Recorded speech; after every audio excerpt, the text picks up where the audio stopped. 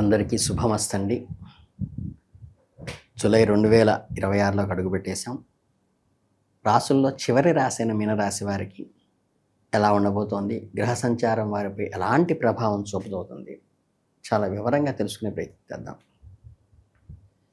మీనరాశి అనగానే మనకు వెంటనే గుర్తుకొచ్చేది ఏంటంటే వారి అపారమైన కరుణ, జాలి మరియు ప్రేమ.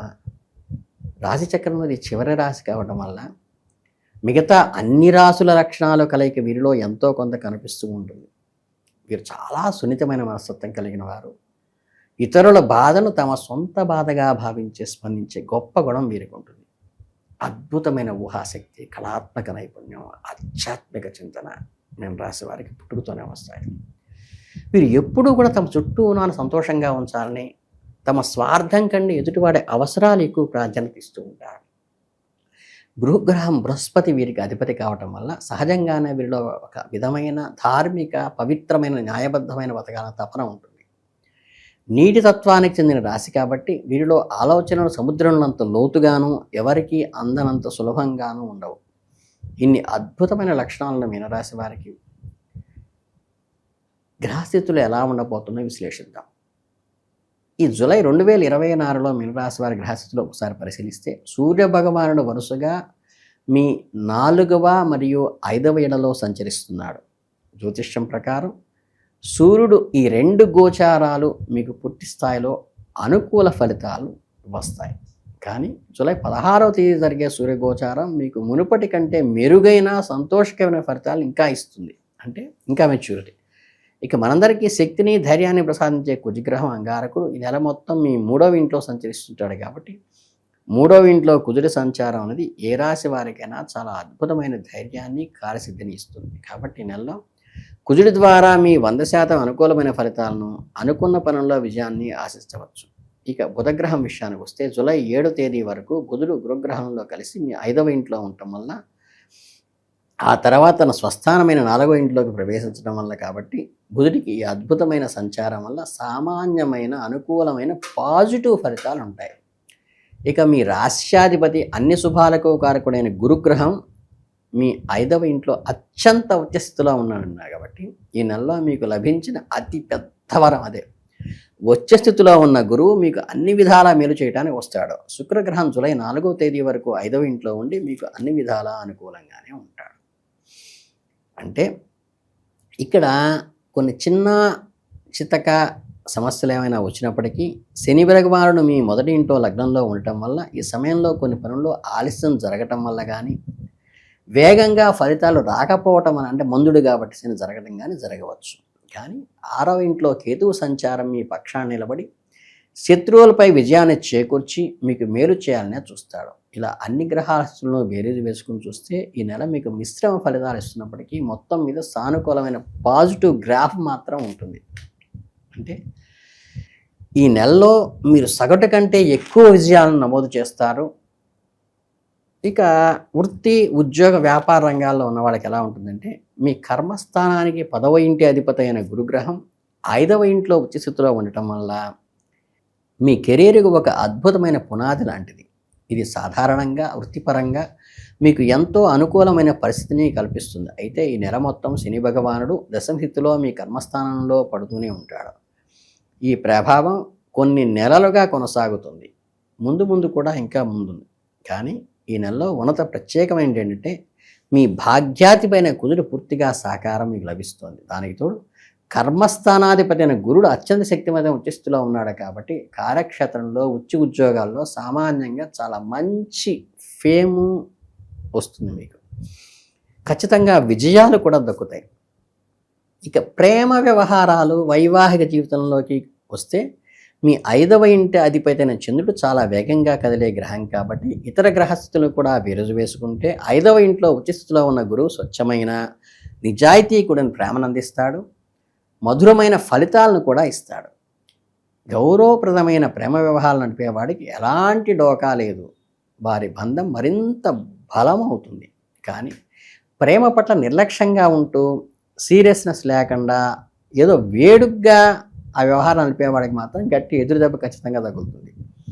జూలై 4 తర్వాత శుక్రుడు 6వ ఇంట్లోకి వెళ్ళి రాహుకేతువుల కుజులతో ప్రభావం పడడం వల్ల ప్రేమను ఆటగా చూసుకునే వారికి రహస్యాలు బయటపడి తీవ్రమైన గొడవలు ఎదుర్కొనే అవకాశం ఉంది. కనుక మీ హద్దుల్లో మీరు ఉంటూ ప్రేమలో మాధుర్యాన్ని ఆస్వాదించడానికి మాత్రమే ఉత్తమం. అలాగే మీ వివాహ కోసం చేస్తున్న నిశ్చార్థ ప్రయత్నాలు కూడా అనుకూలవంతంగా సాగుతాయి. మీ ప్రయత్నాలు మీరు ఎంతో ఉత్సాహంగా ముమ్మరం చేయవచ్చు. ఎక్కడి నుంచో ఒక మంచి శుభవార్త మీ చెవిన పడుతుంది. వైవాహిక జీవితం అద్భుతంగా ఉంటుంది. 7వ ఇంటిపై శని దృష్టి ఉన్నప్పటికీ అది కేవలం చిన్నపాటి సవాళ్ళను మాత్రమే ఇస్తుంది. కొత్త సమస్యలేం రావు.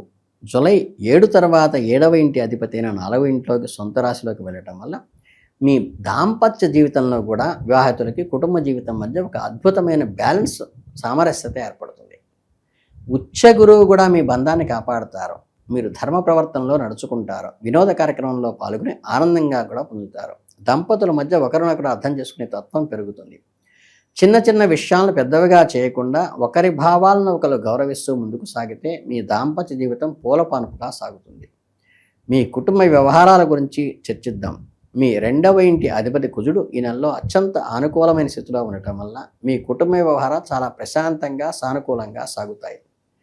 2వ ఇంటిపై ఎలాంటి చెడు గ్రహాల ప్రభావం ఎక్కువ కాలం లేదు కాబట్టి ఇంట్లో వాతావరణం సందడిగాను సంతోషంగాను పాత వివాదాలు సమసిపోయి ఒక పండుగ వాతావరణం ఏర్పడుతుంది. ఇంట్లోని పెద్దలు వృద్ధులు ఆశీర్వాదాలు మార్గదర్శనంలో కుటుంబ సభ్యులందరూ అభివృద్ధి పదంలోకే వస్తారు. గృహ సంబంధమైన విషయాల్లో ఫలితాలు సగటు కంటే అద్భుతంగా ఉంటాయి. ఈ జూలై 16 వరకు సూర్యుడు 4వ ఇంట్లో ఉండటం వల్ల చిన్నపాటి మానసిక ఒత్తిడులు అనిపించిన 4వ ఇంట అధిపతి ఎక్కువగా సమయం ఇక్కడే ఉండటం వల్ల పరిస్థితులు వెంటనే అదుపులోకి వస్తాయంటే కంట్రోల్లోకి వస్తాయి. ఒకవేళ ఏదైనా సమస్య ఎదురైనా మీరు దాన్ని సులభంగా పరిష్కరించుకోగలుగుతారు. నెల మొదటి సగంలో ఏదైనా ఇబ్బందులు అనిపించినా నెల 2వ సగం వాటన్నింటినీ దాటుకొని రెక్టిఫై చేస్తుంది. ఇంటికి కావలసిన ముఖ్యమైన వస్తువులను ఆభరణాలను కొనుగోలు చేస్తారు. కుటుంబ సభ్యులతో కలిసి సంతోషంగా గడుపుతారు. ఇంకా ఈ బిజినెస్ చేసే వ్యాపారస్తులకు వచ్చేసి ఏంటంటే వ్యాపారానికి కారకుడైన బుధగ్రహం చాలా అనుకూలమైన స్థానంలో ఉన్నాడు కాబట్టి మీ వ్యాపార లావాదేవీలు చాలా చురుకుగా సాగుతాయి. మంచి లాభాలను కూడా మీరు కళ చూస్తారు. దూర ప్రాంతాలకు సంబంధించిన విషయాల గురించి ముఖ్యమైన చర్చలు చేస్తారు. అయితే ఉద్యోగం చేసేవారికి ఈ నెలలో ఆఫీసులో కొన్ని చిన్నపాటి కష్టాలు సవాళ్లు ఎదురవుతాయి. కానీ దశమ భావము మరియు భాగ్యభావం రెండింటికి అధిపతులు ఉచిస్తులో ఉండటం వల్ల మీకు ఎలాంటి పెద్ద సమస్యలు రాకుండా మీరు కాపాడబడతారు. శారీరకంగా మరియు మానసికంగా కొంత బాధలు ఒత్తిడి ఉన్నప్పటికీ మీరు అనుకున్న పనులను మాత్రం పట్టుదలతో సాధిస్తారు. 6వ ఇంట్లో ఉన్న రాహువు మరియు శుక్రులు బలహీనమైన పరిస్థితుల వల్ల ఆఫీసులో కొన్ని చికాకులు వస్తాయి. ముఖ్యంగా గమనించాల్సిన విషయం ఏంటంటే మీతో పనిచేసే స్త్రీ సహోద్యోగులు వివాదాలు వాదనలు రాకుండా ఈ నెలలో కొంచెం జాగ్రత్త పడండి. అలాగే తోటి ఉద్యోగులతో కూడా కలుపుకోలుగా సమయంతో ముందుకు వెళ్ళడం చాలా అవసరం. వృత్తిపరమైన వ్యవహారాల్లో కొద్దిపాటి వైరాలు శత్రుభావనలు సూచన మాత్రంగా చెప్పక తప్పదు. కాస్త తెలివిగా ఓపికగా అడుగు వేస్తూ ఉద్యోగపరంగా మీరు అద్భుతమైన ఫలితాలు సాధిస్తారు. ప్రతి పనిని ఎంతో ఓర్పుగాను పూర్తి చేయటం మీకు శ్రీరామ రక్ష. మీ లాభస్థానానికి అధిపతైన శనిగ్రహం యొక్క స్థితి ఈ నెలలో అనుకూలంగా లేకపోయినా ఈ పరిస్థితి గత కొన్ని నెలలుగా నడుస్తున్నదే కాబట్టి మీ ఆదాయము లేదా లాభాల శాతం గత నెలలుగా నిలబడుతోంది బాగానే. ఇక్కడ మీరు సంతోషించవలసిన విషయం ఏంటంటే ధనకారకుడైన బృహస్పతి ఉచస్థితిలో 5వ ఇంట్లో ఉండి అక్కడ నుండే తన అమృత దృష్టిని మీ లాభస్థానాన్ని 11ను చూస్తున్నాడు.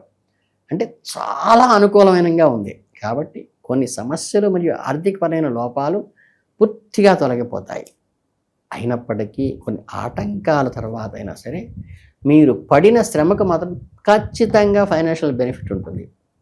పొదుపు లేదా సేవింగ్స్ గురించి చూసుకుంటే 2వ ఇంటి అధిపతి అయిన కుజుడు ఈ నెలలో చాలా అద్భుతమైన స్థితిలో ఉన్నాడు కాబట్టి దీనివల్ల మీరు డబ్బును బాగా ఆదా చేయగలుగుతారు. అనవసరమైన ఖర్చులను వృధా వ్యయాలని ఈ నెలలో అవకాశం తక్కువ ఉంటుంది. కొద్దిపాటి ప్రయత్నం చేసినా సరే మీ రాబడికి తగ్గట్టుగా మీరు మంచి పొదుపు సాధిస్తారు. అయితే ధార్మికపరమైన విషయాల చర్చలు జరపడంతో పాటు బంధువుల మూలకంగా కొంత ధనం వ్యయం అవుతుంది. మొత్తం మీద చూసుకుంటే ఆదాయ మార్గాల్లో చిన్న చిన్న అడ్డంకులు ఉన్నప్పటికీ మంచి ఆదాయాన్ని మీరు కళ్ళ చూస్తారు. పొదుపు విషయంలో కూడా అడక్వేట్గా సాటిస్ఫాక్షన్గా పరిగణిస్తారు. ఉచ్చ స్థితిలో ఉన్న గురువు మీ ఆర్థిక స్థితిని మెరుగుపరచడంలో మీకు ఒక రక్షణ కలవెనలా ఉంటాడు. అంటే మీ ఆరోగ్యం గురించి మాట్లాడుకుంటే మీ లగ్నాధిపతి, రాష్ట్రాధిపతి, గురుగ్రహం ఈ నెలలో మీకు ఎంతో అనుకూలంగా ఉన్నారు కాబట్టి 5వ ఇంట్లో ఉచ్చస్థితిలో ఉండటమే కాకుండా తన 9వ దృష్టితో మీ మొదటి ఇంటిని లగ్నాన్ని చూస్తూ ఉన్నాడు కాబట్టి మీ ఆరోగ్యానికి సర్వదా శుభకరంగా ఉంటుంది. అంటే మీ ఆరోగ్యం సామాన్యంగా ఏమీ ఇబ్బంది కలగకుండా కాపాడటం గురుడి బాధ్యత. గత కొన్ని నెలలుగా మీ ఆరోగ్య వ్యవహారాల్లో ఏదైనా చిన్నపాటి ఒడిదుడుకులు ఉన్నా ఈ నెలలో అవి కూడా సమసిపోతాయి. అంటే ఆరోగ్యానికి కారకుడైన సూర్యుడే 6వ ఇంట అధిపతి కూడా కావటం వల్ల ఆరోగ్యం భాస్కరాదిత్యాత్ అంటారు కదా, అందువల్ల శారీరకంగా కొద్దిగా సపోర్ట్ బాగా ఉందని చెప్పవచ్చు. అలాగే 6వ ఇంటిపై కుజుడు మరియు కేతుల అద్భుత ప్రభావం వల్ల మీ శరీరంలో రోగనిరోధక రికవరీ రేటు కూడా చాలా బలంగా పెరుగుతుంది. ఒకవేళ ఏదైనా కారణం చేత మీరు అనారోగ్యానికి గురైనా చాలా స్పీడీ రికవరీ వేగంగా కోలుకుంటారు. కొత్తగా మీ ఆరోగ్యానికి వచ్చే ముప్పు ఏం లేదు. ఒకవేళ పాత అనారోగ్యాలు ఏదన్నా బాధ పెడుతూ ఉంటే మంచి వైద్యుడి సలహాతో వాటి నుంచి తప్పించుకునే మార్గం కూడా దొరుకుతుంది. ఆ సమయంలో అల్లోపతి కంటే ఆయుర్వేదం, హోమియోపతి మీకు మంచిగా బాగా ఉపయోగపడతాయి. కాబట్టి ఆరోగ్య విషయంలో పెద్దగా భయపడాల్సిన పని లేదు. సరైన ఆహార నియమాలు పాటిస్తూ అప్రమత్తంగా ఉండండి, చాలా మంచి ఆరోగ్యం ఉంటుంది. జూలై నెలలో మీనరాశి వారు ఎలాంటి సమస్యలైనా సులభంగా అధిగమించడానికి కొన్ని సులువైన అద్భుతమైన పరిహారాలు చెబుతాను వినండి. ఇది శుక్రవారం నాడు అమ్మవారి గుడిలో సుగంధ ద్రవ్యాలతో పూజ చేయటం, డ్రై ఫ్రూట్స్ని చక్కగా నివేదన పెట్టడం, పాయసాన్ని అంటే మధురాన్ని నివేదన పెట్టడం, భక్తులకు ప్రసాదంగా పెట్టడం మీకు చాలా మంచి జరుగుతుంది. అమ్మవారి అనుగ్రహం కలుగుతుంది. అలాగే చిన్న పరిహారాలు ఏంటంటే ఈ దేవి సప్తశతి కానీ ఖడ్గమాల కానీ చదవటము, కనీసం వినటం కూడా మంచి జరుగుతుంది.